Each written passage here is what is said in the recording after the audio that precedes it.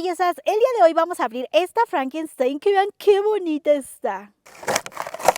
Creo que esta Frankie no combina con el paisaje que tenemos el día de hoy porque miren, estamos en el bosque y esta Frankie creo que es de la playa, bellezas, miren. Nos viene con una pelotita para que pueda jugar en la playa o más bien en el bosque. Trae una bolsita para que pueda echar sus cosas. Una piña colada que se toma especialmente aquí en el bosque. No le podían faltar sus lentes, miren que están súper bonitos.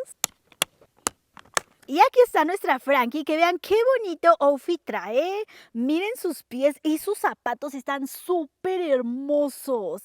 Vean. Obviamente no combina con este clima, pero ella está súper hermosa. Miren su cabello, es blanco, con mechones negros y azules, que también está muy bonito. Su gorrito también, vean, aquí trae como unos accesorios de decoración y pues así se ve completa.